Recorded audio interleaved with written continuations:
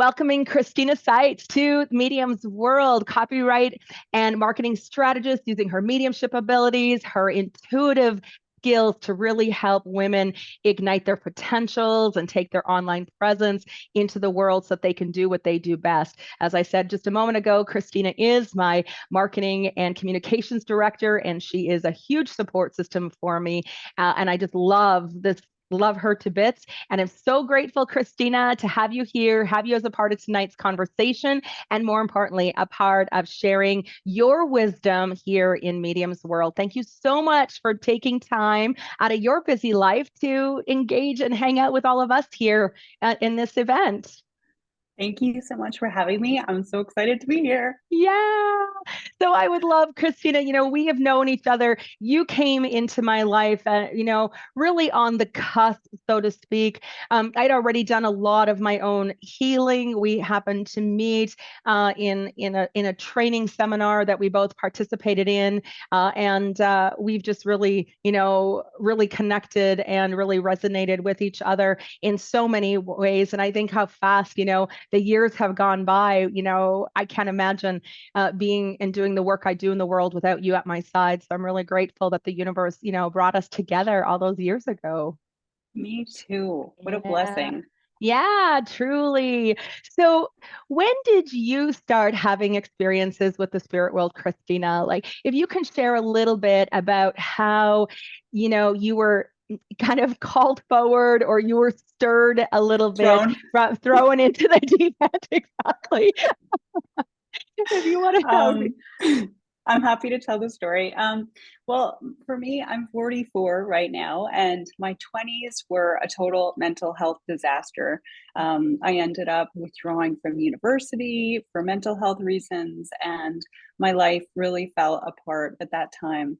And for me, whenever I've struggled with mental health problems, I feel like I always know what I need to do. Like I always have the actions. Everyone knows what they need to do to get better. Like go outside, go for walks, spend time in nature. But it's so hard to actually get yourself to actually do these things when you don't feel like doing anything and you barely feel alive. Um, so during the dark times of my 20s, I was totally socially isolated from everyone. I was dropping out of life in a big way. And I was trying to make changes in my life, and I was really trying to really motivate myself by hating myself to make changes. Surprisingly, that doesn't work very well. Right. Um, Yeah, right. yeah, Surprisingly. yes. But through all of that, I started to receive some messages in my head that were directing me in like a solid direction. And it wasn't things that were totally outside of my realm of comfort. It was just like small things, like small dietary changes. And the things that started coming to me were not things that I knew. So, like, for example, I was getting messages about eliminating gluten, and that was like 25, 30, 20 years ago. I can't do Right. math. Yeah. But so I was getting different types of information about changing my situation. And it was information that I didn't know about. So it was helping. And it was all things that I actually could change. And it wasn't like harsh. It wasn't like, oh, you have to change your whole life. You have to do all of these things. It was just like, it was exactly the type of guidance that I needed at exactly the right time. And then all of that whole experience really led me on, my own healing journey. After that, I started having sessions with intuitives. I started using crystals. I became a Reiki practitioner at that time. So it kind of led me down a path to all these different healing modalities. Mm-hmm. And did you Yeah. find that as a result of engaging with with the crystals, these healing modalities, did you find that there was a stronger connection to your guides, to the unseen world, in helping and supporting you in your life? Did you find it got Yes. stronger? I felt like at the time I didn't really have any clarity about where I was getting this wisdom for. And it Yeah. wasn't like I wasn't really focused on that at the time either. But it was it was like just the perfect guidance at the right time. And it all just seemed to really flow for me. So it was, yeah, it was really amazing.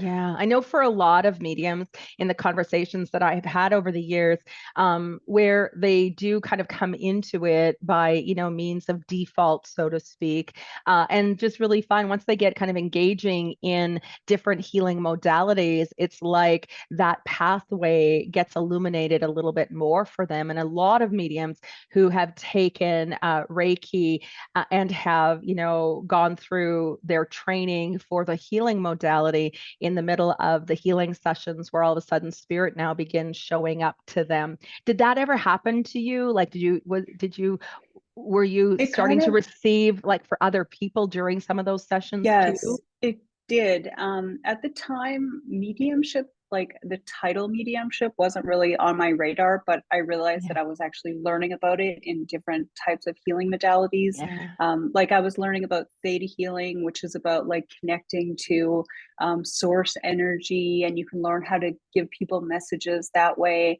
Yeah. And then through that, I was learning how to connect with crystals and animals and plants. So it was kind of like I started getting the messages, and then I started to like learn different tangible skills that were helping me to do it in a more like predictable, structured way. And I was also getting a better understanding of what I was learning. Um, so that really helped too. Oh my gosh. Did you find that you coming into this world, even all those years ago, as you started, changing your direction or approach to your life, and as coming into even now in the scope of work that you do you find that people easily accept this in your world? Like, are you challenged in terms of people, seeing or understanding, Yeah, that's your such a beliefs great or question. anything? Yeah, I'm a really introverted person and I'm a hermit. And also, I'm just in general a very private person. So I feel like for me, in general, just my outward expression of self is not like, I'm not like the most outwardly expressible person, anyways. And I generally tend to have like a small group of intimate people that I connect with. Mhm. Um, so for me, I wasn't ever the type of person that needed like wide scale, like validation. Right. Um, and also it was helping me. And at the time, I felt like no one really understood what I was dealing with anyways. So I didn't really care if they understood what was working for me. I was like, they don't understand the problem, and I don't care if they understand the solution. Um, so yeah. Oh my God, that's one of the things I love about you. And that's what, has helped and supported me, the years is just you being able to be in that not caring frame of mind. Like you're just living your life, you're Yes. being who you are, and you're not entangling, with other people's opinions or anything like that, which has been such an inspiration for me because someone growing up, through the things that I grew up, there was a lot of, the codependency that was there, the approval, the seeking validation, needing to know that I was loved or accepted or I was good enough or things like that, where, that was, you were just someone who, just didn't care. And it was like you've always had, like as you said, your people. You bring something so good, you say you're an introvert. That is such a common thing amongst mediums. People would never Yes. realize that even about me too, because I get on stage and I'm doing all this work and that's Yes. very public work and very out there, but in the same breath I'm actually am an introvert. I actually do withdraw from people. I love every empath Yes. everywhere loves time alone, and it can be Yes. it's like it takes a lot of I don't want to say internal convincing, but there is that apprehension that can sit there in stepping out or, even doing the speaking Yes. events and things that I do. And so being introverted, there's a lot of mediums who are extroverted as well, but being introverted, I had a friend many years ago say to me, as an introvert, that when you're nervous, focus on service, that it just allows you to Mm. show up and really help to get and settle the nerves and really calm the waters that they're, putting you out there. So that's also been incredibly helpful for me. In your own, do you have a special story or something that you've experienced that really kind of validated or just really solidified your belief in the non-physical world? Like something that just basically was undeniable and there was nobody could convince you otherwise. Hmm. Yeah, there's one that really sticks out in my mind. So I have been to, well, like as someone who has spent a lot of their life feeling lost or lacking direction, I've spent a lot of time working with different intuitives and different healers. And there was this one time in particular, and I can't remember who I had this session with, and it was probably like at least 15 years ago. But I had this session and I received a message from it was my grandma on my dad's side, and she said that she had crossed over, and the message I received was that she had a gift that she meant for me to have, and and by that time she had been gone for quite a long time too, and she Yeah. died when I was quite young, so I didn't really have any idea where this was going, and she described this necklace to me. It was a necklace that had these little kind of pendulum type things on it, and it was black onyx. And she described it, and I've never seen anything like that before. And I mentioned it to my mom. I said, and I didn't say like I received a message from a medium and I'm looking for this thing.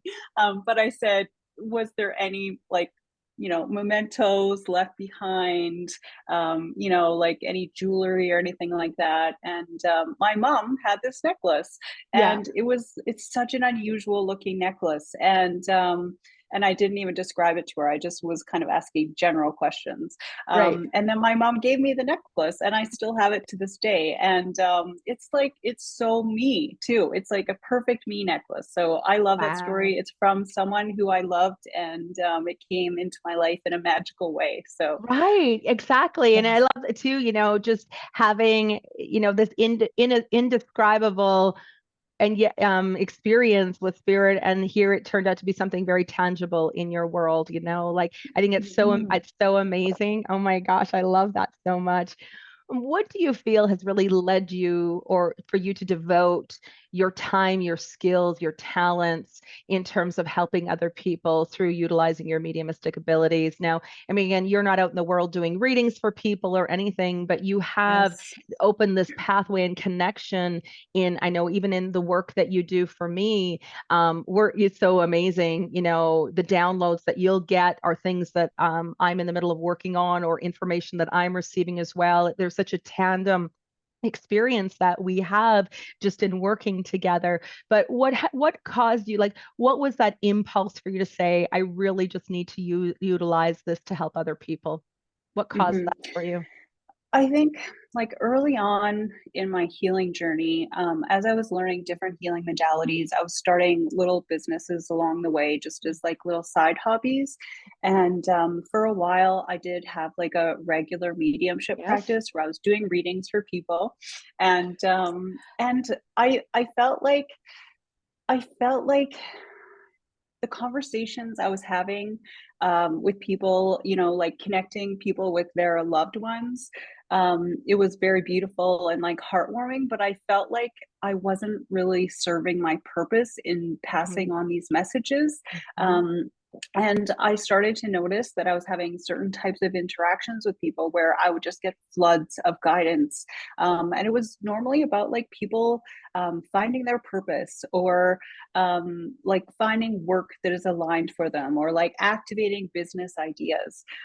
So it's been a long journey of finding this clarity. But for me, I Right. feel like I'm here to help people act like be their true selves in their business, to activate themselves in their business, to live with purpose through their business.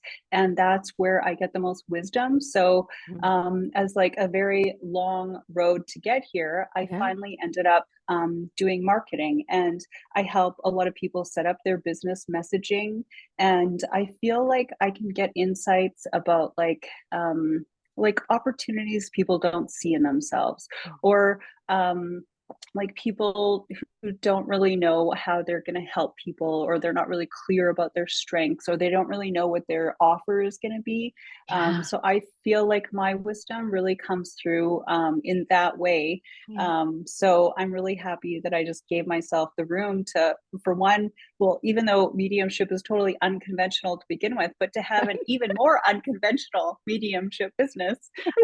So Right. yes, I mean, yes. that's the beauty of it. And I love, it was kind of what I shared with everyone last night was that mentoring mediumship was basically found me through the messaging of what I was receiving in working with people initially when I started doing readings. Just as for you in doing those readings, again, the course and direction that you were being guided to utilize your mediumistic abilities began to be shown back to you too. I always tell people when Yes. they're looking for purpose, that to pay attention to not only the very things that they've lived within their life, or the things, the challenges that they've had to overcome, because that's, we're being led through things that are going to be in support of that, but pay attention to the conversations you have. What are the, for mediums as well, what are the overall themes and things that you continue to talk about in your sessions with your clients? Because that's how we begin, we are led, and that's how we begin to be directed in terms of being of service.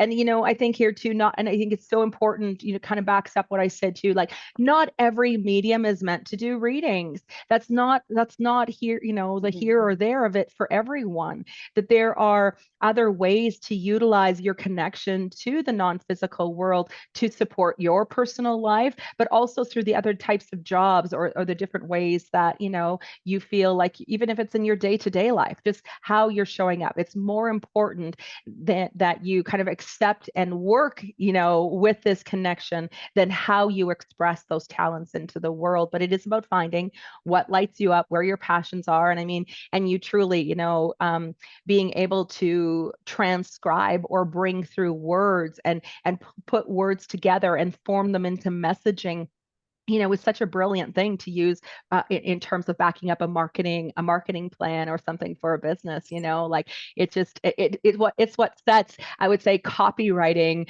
almost like a head above everyone else, because you're receiving specific information and wording that is associated with the individual that you're working with. Yes, so Yeah. true. Yeah. Oh my Yeah. gosh, it's so cool. So cool. What do you think your biggest challenge was in terms of really stepping forward in terms of, being a medium in the world, doing the work that you do, and just the overall acceptance of that part of you? What was your biggest challenge in that? I think for me, just giving myself the freedom to do things a different way. Because I think for me, I felt attracted to mediumship because I'm always seeking clarity. And I wanted to talk to like wiser souls. Like I use my mediumship to connect with like Albert Einstein and different archangels, and like different I like to channel different, like if I'm learning something, different masters of different things, and that really helps my learning. Mhm. But I honestly, I like, other than when I was doing mediumship readings for people, I haven't really put any effort into like just reaching out and like experimenting with connecting with Right, different people who have crossed over. right. um, so I think just giving myself the freedom to make like the practices and the tools that I learned, to use them in a way that serves me, I think is the biggest thing. So I love that. I think that's the key in it. And of course, in the level one program, there's a few key elements that I share with people. One, the only person you ever need to tell you're a medium to is yourself. The only person that needs to accept the fact that you're a medium is yourself. And once you do that, how you choose to utilize your gifts in the world is completely your free will. There's no pressure, that it has to be, in just doing readings for people. It can be accessing through writing as you're doing writing for other people, whether it's even your own books, your own guidance. It's just more important, again, that this is a part of you, just like every piece of us, that needs to be loved and accepted, needs to be understood, and needs to be brought in order for us to feel whole. That any separation of what is that larger truth or that greater truth of ourselves can create a lot of not only disconnect from the spirit world and our guides and angels, but disconnect even from ourself.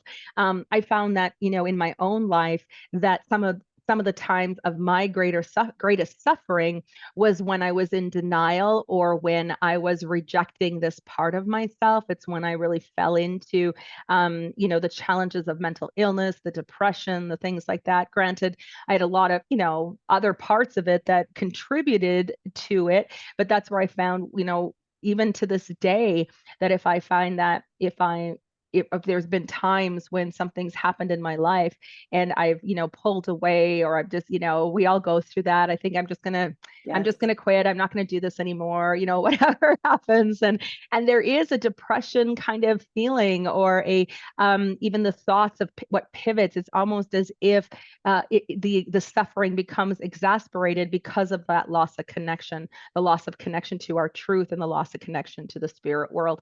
Do you think that through your times of depression, I mean, you mentioned your mental illness earlier, do you think that that was a lot of that disconnection from your truth as well?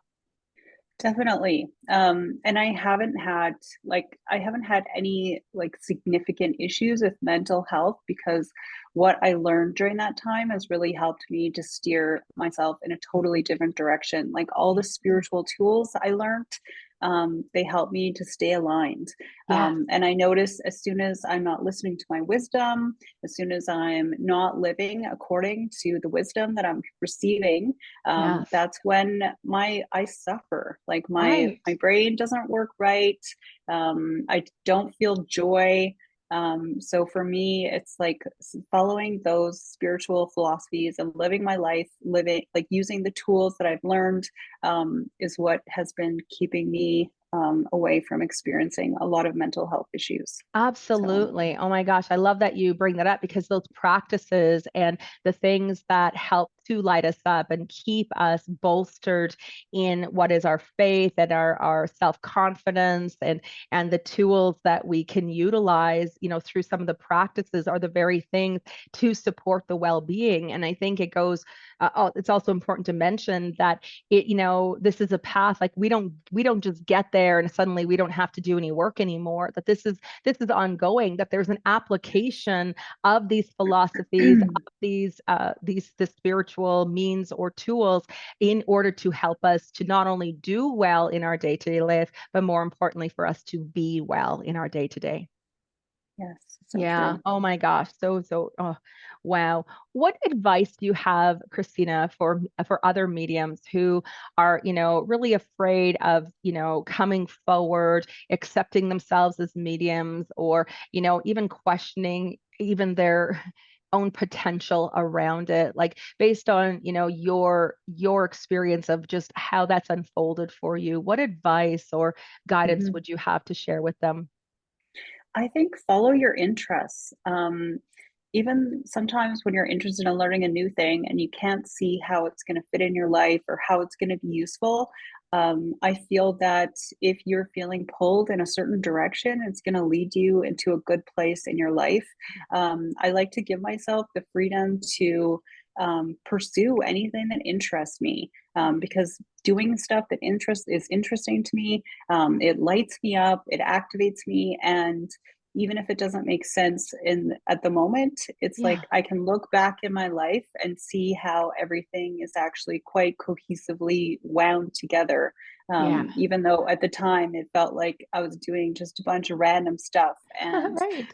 not going in Right. any direction at all. It, So, it's the true gift of the entrepreneur who has many startups and continues to start up and try something and see what you like, where your passions are, what works for you, what you feel inspired by. And I mean, you're someone, I mean, the creative energy that you have is just so remarkable, because of the things that you think to bring into the world, the things that you do. You've used creativity a lot, from your pottery to your painting to, I mean, you just, even through your writing, like there's just a creative genius that exists there. And that creative energy needs to be expressed. So I just love that Yes. you're giving people permission to follow what interests them. Like we don't need to have it all figured out. It's just more important that we do what brings us joy, because it all starts to make sense. As you said, when you look back and Yes. reflect, it's like, wow, it all interweaved and brought me here to doing the work that I'm doing now, right? It's an Yes. ever evolving, ever changing way or path. But I just love that, you can't look back on anything as if you failed on it, because there's so much genius Mhm. that was looking to be discovered through every single one of those endeavors. So I love that you gave people permission for that. That's so incredible. What advice do you have? There's a lot of people, of course, attending the event and coming in terms of struggling with losses of their loved one. Not only are they looking to understand more about being a medium, what it all entails, but they're also looking for some reassurance or some clarity in terms of dealing with their losses as well. What do you have to say to someone who's dealing with the loss of their loved one, and just from your wisdom and your point of view? I think that if you're dealing with the loss of your loved one, I feel so much compassion for you. Um, but I want to say that I have seen evidence, like infinite amounts of evidence, that these people are never actually gone from our lives. Mhm. You genuinely can have a real interactive relationship with them. You can continue to get guidance from them. You can resolve any unresolved conflicts that happen before somebody dies. And I think that, yeah, I think that the people, it's hard for us to lose their physical presence in this world. But all the things that we love about them, we can still enjoy those things. And these people are always with you. So even if you don't know how to be a medium, which I think if you're on this call, you probably have some type of insight that's pushing you in this Right. direction. But even if you don't know how to be a medium, you can still talk to them. So Yeah, yeah. Oh my gosh, I yeah. love that, Christina. They're always there. Mhm. You can still talk to them. They can hear you. Yes. They hear your thoughts. They know your heart, whether you talk out loud, whether you're just in your own head, they're hearing you. And there's, of course, the love keeps them, always connected. Oh my gosh.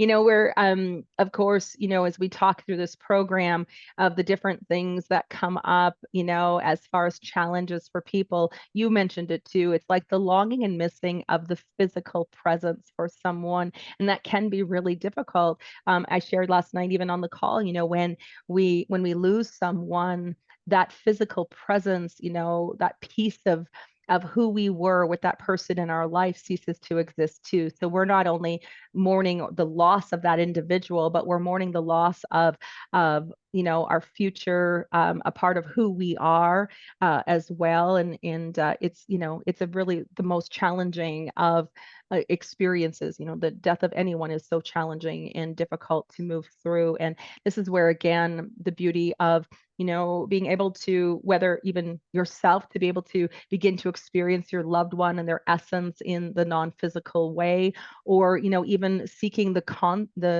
counsel and the connection through a medium, a trusted medium, and I'm going to say a trusted and reputable medium. I think this is the other piece too. There's one of the, I think, biggest challenges in the world of mediumship that is there is, unfortunately, there are a lot of people who take advantage of the grieving, who pretend those connections. So it's unfortunate, and it really gives, I think the people who work with an integrity and who are really, not only developing and continuing within the practice and in the skill of it, it really starts to give it's like mediums get a bad rap for this as well. And it's a common conversation out in the world, that mediums are frauds, that they're just making it up, that they're taking advantage of the grieving, that they can't be trusted. And of course, as I shared last night, the work of the devil. There's all kinds of beliefs that are held within the consciousness or a collective understanding about mediums that makes it really difficult for those who do have the integrity, who really do have that true connection, to really step forward and move into doing this work. I know I certainly have seen it a lot, through conversations I've had with many of my students. It can be one of the things, in them coming forward, is that fear of what other people are going to say, but of also that the judgments that can be placed upon us in terms of the validity or the things that support the reputation, or anything like that. So yeah, have people ever what kinds of things have you heard that about mediums that are like negative, or that Yeah. made you maybe even question your own sanity even at times? Do you have Yeah. anything there? I feel like I've been very immersed in the intuitive world. So I've always had people that I could talk freely with us about. Yeah. And also I don't really have conversations with people that I know that I'm not going to have a conversation with us about. Right, Not right. because and not because they're not open to learning, but I feel like I just don't want to waste any energy trying to convince anyone of anything in general in my life. Yes. Um, so I feel like, um, yeah, I think that it's definitely happens that there is low quality mediums, just like there's low quality everything. It's just like, you go to a massage therapist or a Reiki healer, and it's just not a good fit for you. I Right. think that it definitely happens. And I think that you can use your intuition to make better choices in your life. Right. Yeah, Yeah. absolutely. Oh my gosh, absolutely. And I think there too, like I said, it's unfortunate that that plays out and happens. And I know it's one of those continuing conversations. And I know that because I'm so public and I'm so vocal about being a medium, it's definitely one of those things that come forward, in terms of people's thoughts or ideas, or, in some of the other conversations that show up. So I Yes. love that, here again, like you said, you've just immersed yourself with community and people where this is not, it's a non-issue to have these conversations. And I think this is, again, where we look at being a medium can feel very isolating, like you're all by yourself, that nobody understands you. There's this fear to step forward or to share, this part or this piece of you.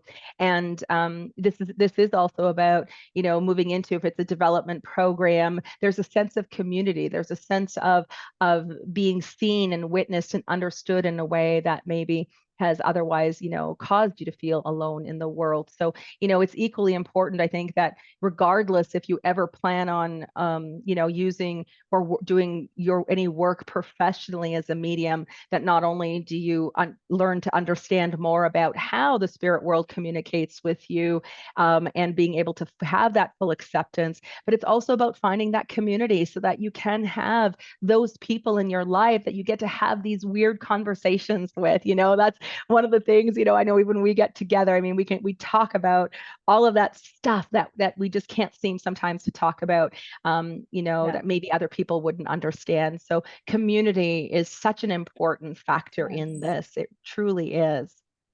Yeah. Yeah. Yeah. Finding your people. Yes, finding our people. Even I look at the attendees in this call and I see there's at least one woman on this call who I took my first level of the spiritual art of mediumship with. Ah, So yeah, I love it. Community I is love beautiful. that. Community is Mhm. important. It absolutely it Yes. is. Oh my gosh. And again, just having that support, having knowing that, even just knowing there's other people in the world that are, like you, in terms of your Yes. sensitivity to the non-physical world, can really make a big difference in, even our mental, emotional well-being. Yeah, so Yeah. good, so good. All right, so to everyone joining in the call, if you haven't already done so, I really would invite you to post any questions you have for Christina and I in that chat forum. We want to be sure to answer any questions or anything that you might have here tonight. Lots of people, of course, tuning in, saying hello, which is so wonderful.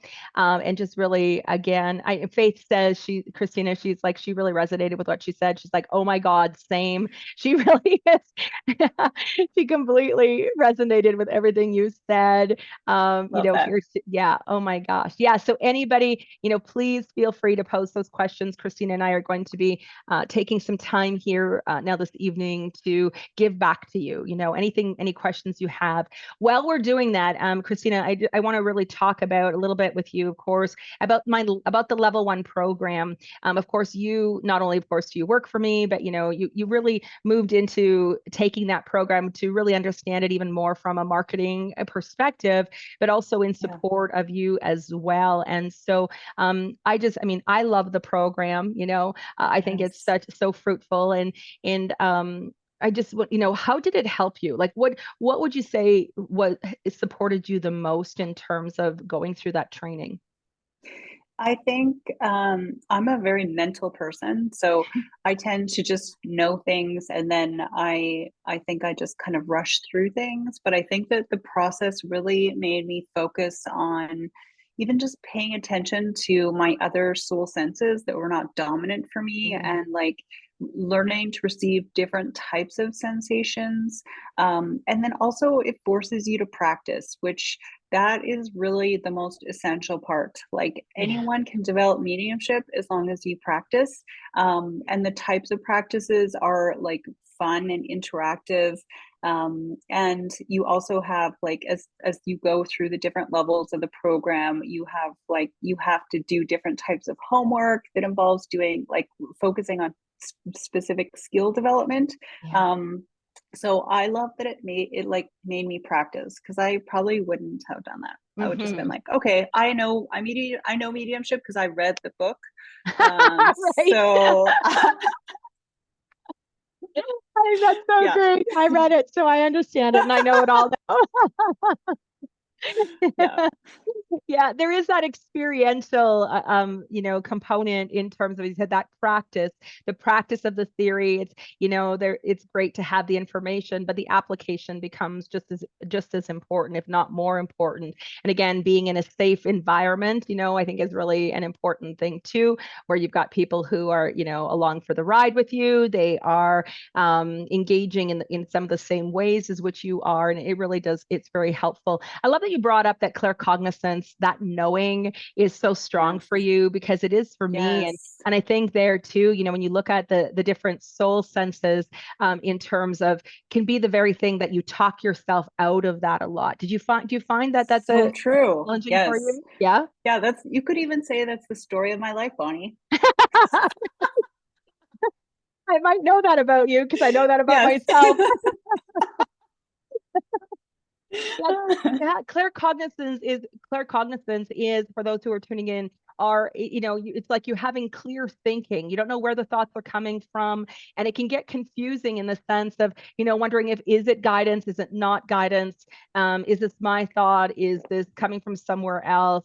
It can, and then you might have this inspiring thought, and then you completely derail it through doubt and insecurity, and seeking elsewhere in solution, or even advice of other people on something. And so Yes. claircognizance can be a little bit trippy to work with. And so my advice with those of you who do have that as a very open and natural way of communication with your guides and angels, with the other side, is to pay attention to the very first thought you have. That inspiring thought, that very first idea that you have, is the guidance. It's, your ego, from the second thought on, that begins to question it, wonder about it, etc. That's where the ego kicks in. So it's always about trusting that first initial thought. For those that are when you do readings for people, claircognizance is like, is the beauty of it is that if it is guidance, it's going to come back. So if the thought comes to you and you're not sure whether or not to share it with someone, just let it go. That thought is going to return. Any thought that needs to be spoken on behalf of spirit will come back, 2 or 3 or more times throughout any reading that you do. So if it's just your thought, it's like the willingness to have the thought, let it go, see if it comes back, because if it comes back, it is guidance. If it doesn't come back, then it was just your own mind in that moment. So spirit is great about repetitive guidance and ensuring that it continues, to come back in. And if they're not getting through in one way, they're going to try another. Like eventually that messaging is going to get through. So going into our forum here, Gail's loving the conversation. Yay, I'm so glad, Gail, you're enjoying it. Paula's asking, Christina, you did such an amazing job creating her website. Yay! And the language you used was so Paula. I'm curious if that was just you and the questions you went through with me, or did you have some sort of guides that support you in all of that? Have you ever had experiences where someone's loved one came through to guide you in that process in terms of writing so that it became a complete expression, for clients like her? Can you expand a little bit on that approach? Yes, I feel like I usually, when I'm working with clients, I usually have like an interview process that I go through, depending on what type of service people are getting with me. And then I feel like I feel like I can often tell if there's something that needs to be said, or something that is often like, if there's like a strength that is not being utilized or highlighted, or if there is like some type of misalignment between the person and the service. I can often tell those types of things. And then I'll often hear just like questions in my head to ask that are things that seem totally random to me, but they make sense at the time. Yeah. And then I also have had like situations where I've been writing, like writing someone's copy, and then felt like blocked. And then I've like just done, like a little session where I like close my eyes and center myself and connect with their guides and ask what messages, like what messages need to come through that are going to serve their higher purpose, and help the people that they want to help. So it's kind of, that's how it works with me. And you're such a channel, like even in the questions you prepare in terms of your business framework Yes. are all things that, I know this of you, that that you kind of sat with, that you got guidance on, that were just became, Yes. even if you would have studied or any, there's certain things that stand out, or certain things that you can Yes. tell that are required to be a part of that initial interview process. And then I love that, and I know this from, of course, you working with me, you're such a channel that it just flows in. It's that claircognizant knowing. Sometimes it's not even a matter of where it comes from. It's just more important, Yes. or who it comes from. It's just more important Yes. that you follow those nudges and those random questions that show up Yes. for someone, right? Yes. Yeah, Yeah. for So, sure. so great. Such a great question. Susan is wondering, Christina, do you get insight from a person's website as if you were holding an object of a person? Like if you were to look at their website, do you Mhm. initially, like, do you get downloads and information and things coming at you in terms of what might I support them? Yeah, I usually like if I'm assuming you're talking about like if I am looking at as a business person who's evaluating a website that maybe needs some work done kind of thing. So I usually will just it's hard for me to articulate it, but I can usually just sense if things are I think I use the word alignment, but it's easy for me. It's funny because all this stuff seems just really clear and obvious in my mind, and I'm trying to articulate it. And I don't often like question where my guidance is coming from too. So something to think about. Yeah. Um, but it's kind of more that I see lack of possibilities, Mm. or like if something is being missed out, or if Mhm. there's some potential that is not being optimized. That's kind Mhm. of more where my senses will take me, more about like creating opportunities generally. hmm Which I want to Yeah. say, in terms of what Susan is asking about. So when she's saying, holding an object, in understanding within mediumship that there's many Yes. different soul senses in which we receive information: claircognizance, clairvoyance, clairaudience, clairessence, clairtangency.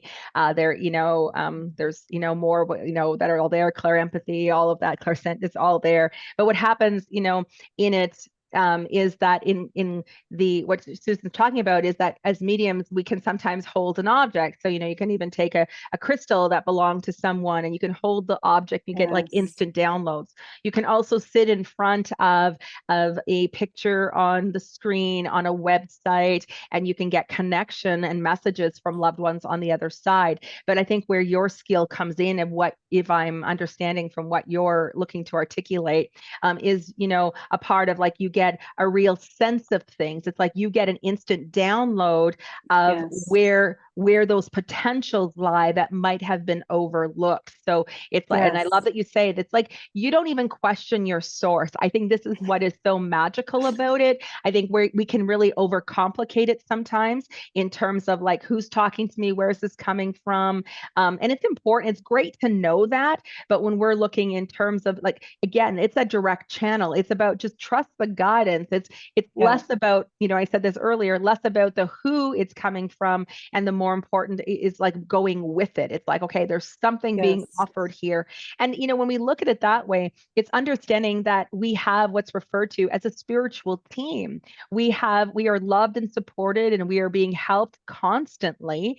And we can have loved ones on the other side, our angels, our guides, masters. I love how you sit down and connect with Albert Einstein, like as a medium, where you can pull in these brilliant advisors on the other side who are still absolutely 100% available to us. I've got Hmm. quite a few, that I, call upon there as well in helping and supporting to facilitate the work that I do. And so then it becomes more of a collective of individuals who begin to offer the guidance as opposed to one specific individual, right?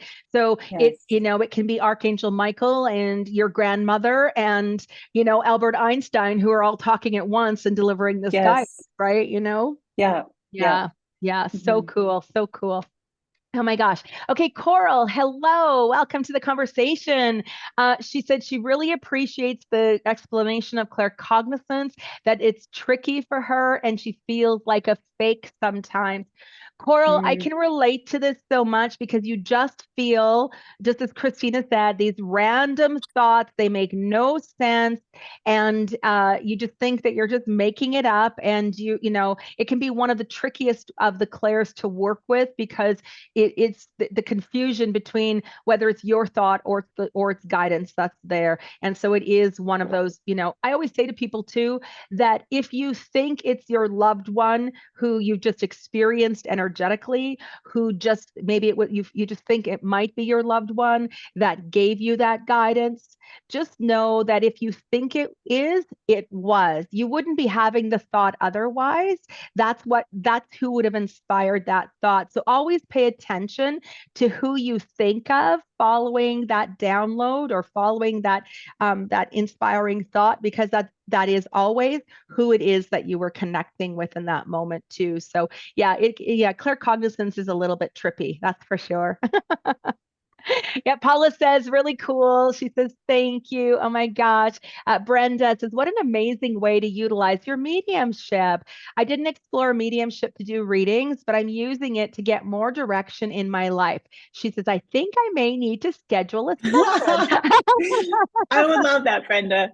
Right, exactly. Because, it's here too where we can receive a lot of guidance and direction for ourselves in our own life. but it's so great where we as mediums can reach out to other mediums, because sometimes we can't see what's in front of us because our beliefs, Mhm. our insecurities, our doubt, or, as we said earlier, sometimes we talk ourselves out of things simply because we're afraid, we don't believe we're good enough, we feel we don't have the skills or the talent to pursue it, et cetera, et cetera. So it's so great to utilize, for like a medium, to utilize a medium that they trust in order to get that clarity of direction, because sometimes that outside perspective allows us to see our path a little clearer.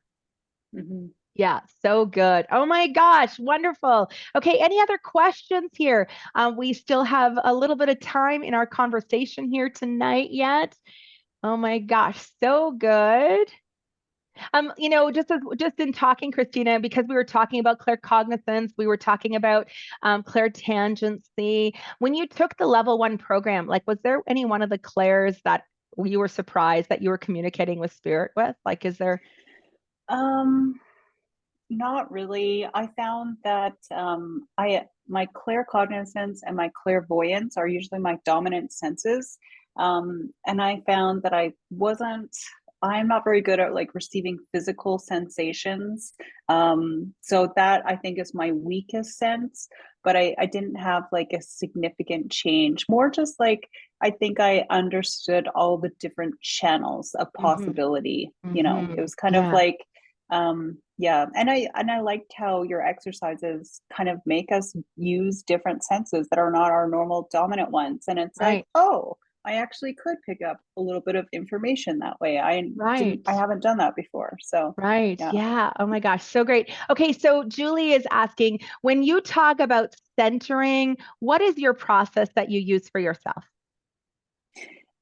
For me, I like to I kind of well basically I have learned a process through the spiritual art of mediumship and through other training.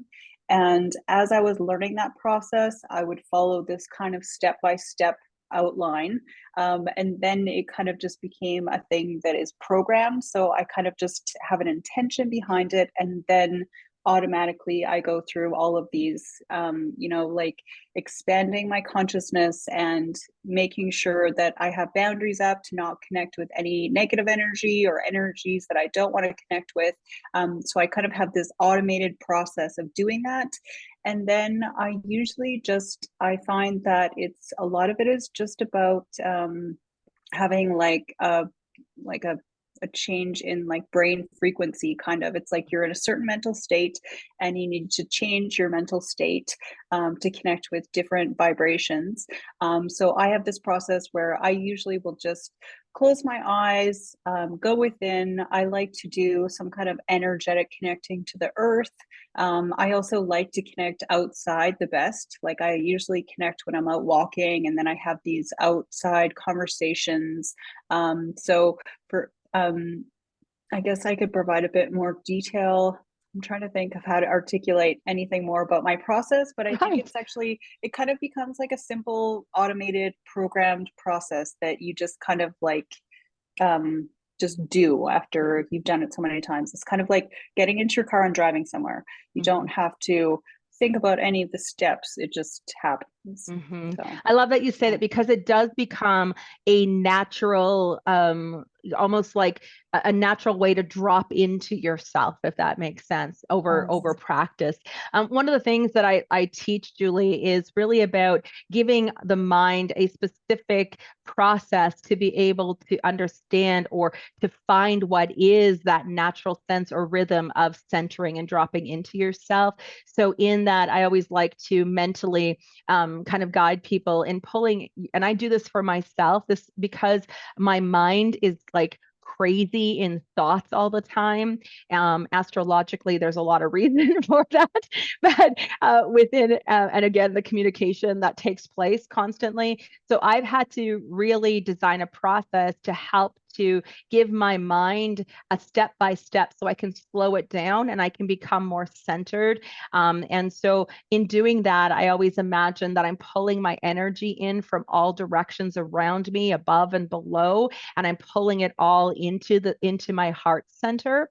And then I have to consciously go into the busyness of my mind and either take an elevator or take a stairs, or even when time is not on my side, I even have a fireman's pole that I imagine that I'm sliding down, but I'm getting out of my head and dropping into my heart. I find it really helpful in grounding myself and in centering through my breath, that once I am in my heart, and again, like Christina, I do like to connect to the earth. I do like to put in my roots and find that connection to Mother Earth as well. But I do, once I get into that centered place, I find it helpful to put my index finger and my thumb together, that it helps me to stay grounded there. It helps my mind to stay present and focused within. It's just something over the years that I found, really benefits me, because without a sense of being grounded, I'm gone. So for me, when I'm centered, and then again, as Christina said, it then just becomes a shift or change within consciousness that I can begin to sense, or that I can find that alignment and connection to. But I have to go through a very methodical practice. Some days, not every day. Some days, like, I can just drop in, but some days, depending on what's going on, I have to be very methodical about how I center myself. Yeah, such a good question. Oh, I love that question. Oh my goodness. All right. Anybody else have anything? Oh my gosh. It's just such great conversation. I think there too, I remember, Christine, I think that, in connecting to into Mother Earth, that a lot of people, they understand grounding or earthing processes, but can sometimes feel as if they are taking away from the earth. When they are connecting to it. And it's actually the opposite. It becomes a very holy exchange where we're honoring the earth and the earth is honoring us. Do you find that for yourself? Like, as soon as you have that great connection to the earth, do you really feel like an exchange of energy that's taking place for you? Yes. Definitely. And I feel like it's like an immediate, it helps me totally shift my energy. Mhm. Like, especially if I'm doing a lot of work and I'm feeling like very mental and I'm just like, analyzing everything. And it helps me if I go outside and connect to the earth. And then I just feel like it helps me to allow more space for my intuition to have more Mhm. of a part in my processes. Yeah. Because I think also I struggle with being overly mental. So, yeah. It's why we understand each other so well, because Yes. we have Yeah. that, yeah, we have that same challenge. Yes. And nature is so great. I know Faith says too, like she loves the earthing processes. Exactly. Anything that you can do to connect to the earth. The earth has such wonderful energy to help us to eliminate not only mental, bringing in kind of like calming the mind and everything, but also the frequency of the earth can actually help us to release any negative energy that we've picked up from other people or the collective.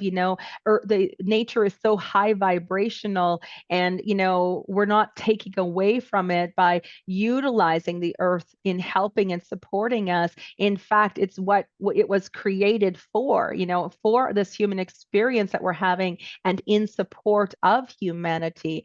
Yes, there are things that are happening with the earth that have become detrimental, but I truly believe that the more that we honor Mother Earth, that we utilize this in terms of what are almost the medicinal energy of the earth, that we become greater almost patrons of the earth than otherwise. And so, yeah, it's just we can't neglect ourselves energetically. That's one of the most important things as mediums. And the earth, being out in nature is a very natural way in which to help us to cleanse and clear our own energy field. It helps us to raise our vibration. Just as you said, you find that you have more downloads or insight when you're out in nature than when you're just sitting, at your desk, with your pen and your paper. And so utilizing, those, any opportunity to get out in nature. As spiritual empaths, I mentioned yesterday, we naturally take on and absorb energy from the world around us. And, Christina, you mentioned this earlier, that when you go through your centering process, that you also look at a connection to the earth, but also an expansion of your energy field as well. And that becomes, we become less and less susceptible to some of those Mhm. transmissions because of it. And again, in the level 1 program, of course, that's something that, a process that I share with people to help to understand that we don't have to be in suffering. We don't have to be, basically run over by these lower negative vibrations, that there are ways and means in which to, and practices to help us to have a clean field and to have a high vibration. So Gail says, every year my outdoor time seems more precious, even though it's always been very important to me. Yeah, Mhm. I think that there is something to be said about that, Gail. I think that we, I don't know, Christine, I could be wrong. It's not, I don't want to blame it on aging. It's not an aging thing. I think that we just become more devoted. We become more, Yes. appreciative of what we've been gifted as Yes. mediums. I think, would you, yeah, you agree with that? Hey, it's just a devotion that's there. Yeah, and I also feel like the older I get, the more dedicated I am to making myself feel good. So Yeah. it's easier to do everything because I want to feel good. So it's Right. like I'm not forcing myself to do anything for any other reason Right. than that. So it's like I do this because it makes me feel good and Yes. I get immediately rewarded. So Yes. I love it. Yeah. Yeah. Oh my gosh, that's so great, right? It's just again, and that is, you're just more conscientious of making the choices in your life that contribute to your Yes. well-being, and again, enacting upon what is that, those choices. Those choices are real, they really matter. And so looking at the Yes. very things to be able to help and support your well-being energetically or otherwise. I always say we have, as mediums, we have huge energetic responsibility in this. It's not only in terms of the energy in our homes and our spaces and everything, but the energy that we're showing up in the world as well. And so anything that we're able to do to that contributes to our well-being is in fact actually helping the world around us as well. That energy is feeding out into the world. So the more that we can honor and devote to our well-being, not from a place of being selfish or self-centered, but just looking at it, this is essential for our mental, emotional, physical, spiritual, as well as energetic well-being, that becomes a massive positive contribution to the world around us. We neglecting ourselves really neglects the humanity on a whole. Yeah. So, oh my gosh, yes, they're saying yes and thank you, absolutely amazing. We need more light in humanity these days. We certainly do. The thank yous coming in for the amazing conversation. Christina, I agree. Thank you so much for this amazing conversation. It is always such a joy to hang out with you, let alone to have like this insightful and inspiring conversation. Thank you for taking time and sharing your wisdom, your light, your message, and of course, just your joy with everyone here tonight. So Thank grateful. you for creating this beautiful experience. I love this. Yeah. Oh my gosh, you Yeah. and me both. And to everyone who is tuned in, so glad that you were able to Thank join and be a you. part of this conversation here tonight. Tomorrow, of course, we are back online and with Laura Lee Bolak as she comes forward to share in her mediumship journey and share in conversation with me. So until tomorrow night, sweet friends, God bless, and I will see you then. Bye bye for now.